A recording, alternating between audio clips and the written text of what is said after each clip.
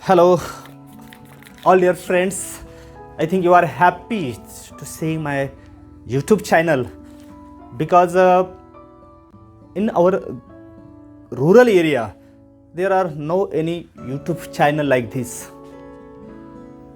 आप बहुत सारे चैनल देख सकते हैं, कहीं से भी आउट ऑफ कंट्री हो सकते हैं, हमारे देश में भी बहुत सारे ऐसे चैनल हो सकते हैं, पर हमारे रूरल एरिया में आपके लिए, आपके हिसाब से, आपके ब्रेन के हिसाब से, आपके सराउंडिंग के हिसाब से जो हम या मैं आपके लिए जो ये चैनल लेके आया हूँ, शायद ये बहुत अच्छा है। अब तक 150 के आसपास बच्चों ने या पेरेंट्स ने इसे सब्सक्राइब किया है और 1000 से ज़्यादा व्यूज़ मिले, जो कि मुझे मैं बहुत खुश हूँ आपसे, आपके इस जो आप जो रिस्पॉन्स दे रहे हैं सभी पेरेंट्स और बच्चे, मैं बहुत खुश हूँ। और इसीलिए मैं आज से यानी यहाँ से हर वीक को मैं 2 वीडियोस आपको अपलोड कर रहा हूँ, जो कि आपके लिए बहुत अच्छे होंगे, आप पढ़ सकेंगे।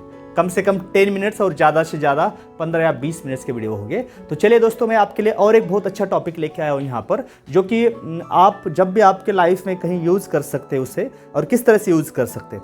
हमने देखा है आपको कि आपने 3 फॉर्म्स ऑफ वर्ब देखे, 3 फॉर्म्स ऑफ वर्ब, जैसे कि टू प्ले, प्लेड और प्लेड, जैसे cut, to cut, cut cut, जैसे कि आप देखते टू ईट, एट, ईटन, ऐसे ही देखे।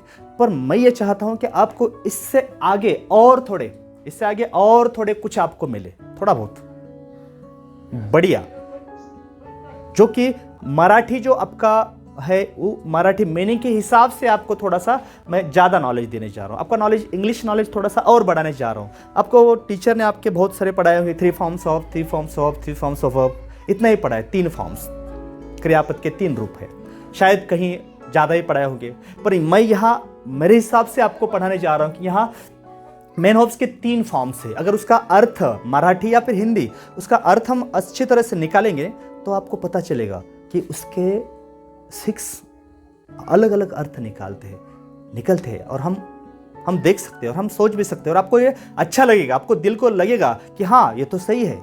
तो देखिए, मैं यहाँ कुछ लिखा हूँ, देखो यहाँ 3 फॉर्म्स ऑफ वर्ब है यहाँ। तो 3 फॉर्म्स ऑफ वर्ब, जैसे कि हमने यहाँ ईट है, हमारा मेन वर्ब है, तो उस मेन वर्ब का ईट का जो है वो टू ईट, यह हमें पता है, इसका मतलब खाने, मराठी में मैंने लिखा है यहाँ खाने, खाना। बाद में उसका सेकंड फॉर्म जो है वो पास्ट फॉर्म रहता है, जैसे कि खाया, या फिर मराठी में खल्ला, खल्ली, खल्ले, लाइक दिस। थर्ड फॉर्म है ईटन, उसका मराठी मीनिंग सेम है। थर्ड और सेकंड का जो मीनिंग होता है वो सेम ही रहेगा, क्योंकि वो पास्ट में आते हैं। खल्ला, खल्ली, खल्ले, इस तरह से यहाँ हमने 3 फॉर्म्स ऑफ लिखे। पर मैं आपको बताने जा रहा हूँ कि यहाँ 6 फॉर्म्स भी होते हैं और है। अगर हमने मराठी में उसका अर्थ अच्छी तरह से, मराठी या फिर हिंदी में अच्छी तरह से अर्थ निकाला, तो वहाँ देखिए यहाँ है ईट, हम बोलते हैं ईट प्रॉपरली। ईट प्रॉपरली इसका मतलब अच्छी तरह से खाओ, बाइट करके खाओ। तो कैसे कहते हैं हम? ईट, खाओ, या फिर खा इन मराठी, ईट, खा। ये फर्स्ट हो गया हमारा मराठी मीनिंग के हिसाब से। सेकंड है टू ईट, यानी खाना, टू ईट यहां से होगा इस तरह से।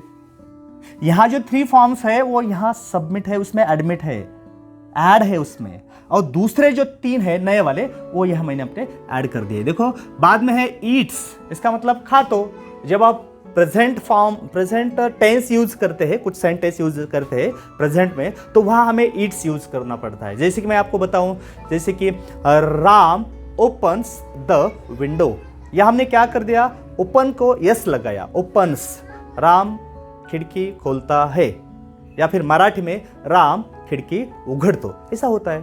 तो यहां हमने क्या किया, ईट्स, समझो राम ईट्स बनाना, राम केड़ी खातो। तो इस हिसाब से मैंने क्या लिखा यहां, खातो, खाते, खाता, ये हमारा थर्ड हो गया। फोर्थ है ईटिंग, जो कि वो कंटिन्यू एक्शन है। प्रेजेंट टेंस में जो कंटिन्यू प्रेजेंट टेंस है उसमें हम क्या करते हैं, या फिर प्रेजेंट कौन सा भी कंटिन्यू टेंस हो, प्रेजेंट कंटिन्यू हो, पास्ट कंटिन्यू हो, या फिर फ्यूचर कंटिन्यू हो, जो भी कंटिन्यू टेंस है उसमें क्या होता है, इसके हम क्या करते हैं, आईएनजी लगाते हैं। और इसका मीनिंग ये है कि वो एक्शन जो है वो चालू है। मराठी में अगर हम कहते हैं तो क्रिया चालू आहे वर्तमान काळात, क्रिया चालू होती भूतकाळात आणि क्रिया चालू असेल भविष्यकाळात। मैं वो टेंस भी आपको अच्छी तरह से पढ़ाने जा रहा हूँ, तो उस टाइम आपको अच्छा सही लगेगा वो। तो ईटिंग का मतलब है खात आहे इन मराठी प्रेजेंट टेंस, खात होता होती होते, कौन खा रहा है इसके हिसाब से, तो ये हो गया पास्ट में। और खात असेल इन मराठी में खात असेल, तो ये क्या हो गया, ये हो गया फ्यूचर का। तो कोण खात असेल पुढं ते तुमचा व्यक्ती कोण आहे, करता कोण आहे त्यावर डिपेंड असेल। नेक्स्ट है 5 नंबर एट। एट का मतलब यह है, देखो एट खाया या फिर खल्ला खल्ली खल्ले। और लास्ट है इटन खल्ला खल्ली खल्ले।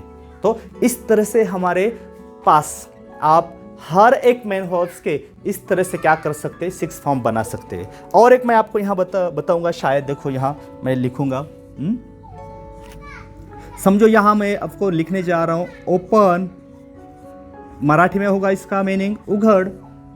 सेकंड होगा टू ओपन, देखो यहाँ टू ओपन, इसका मतलब इन मराठी उघड़ने।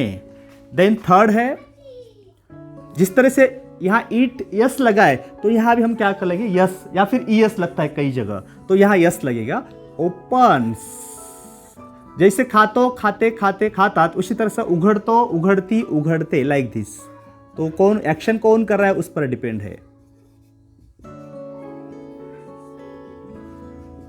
देखो बहुत अच्छा टॉपिक है, आपको अच्छी तरह समझ में आएगा। आपके पास अगर जितने भी मेन वर्ब्स है तो आप घर में बैठ के उस मेन वर्ब को इस तरफ से ले जा सकते हैं। पर आपको ये तो मोस्ट इंपॉर्टेंट है, आपको कम से कम 2 फॉर्म्स लर्न होना चाहिए। बाकी जो मैंने ऐड किए हैं वो तो ऑटोमेटिकली आपको आ सकते हैं। देखो यहाँ यस लगाना है खाली, और इसको यहाँ जो 2 है, यहाँ ये 2 है, 2 खाली निकाला तो ये इसकी जगह ले सकते हैं, यानी ये बहुत ईजी है।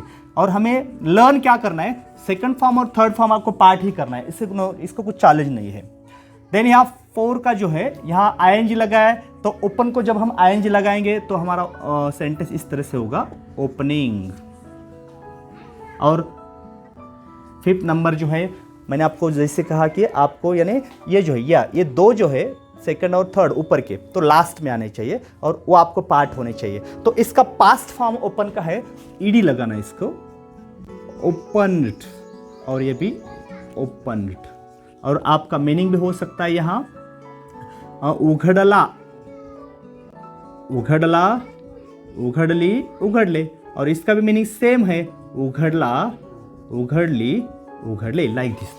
तो आप इस तरह से घर में बैठकर आपके पास जितने भी मेन वर्ब्स है, मैंने आपको हिंट्स दिए खाली, और वो हिंट्स के हिसाब से आप क्या करें, आपके पास जो मेन वर्ब्स मैंने आपको बताए, देखो बहुत सारे मेन वर्ब्स मैंने आपको बताए, और आप उसको घर में बैठ के, पेरेंट्स घर में बैठ के आपके बच्चों को आप वो वैसे इस वे से आप जा सकते हैं, आप बच्चों को बता सकते हैं, थोड़ा हिंट दे दीजिए, बच्चे अच्छी तरह से करेंगे।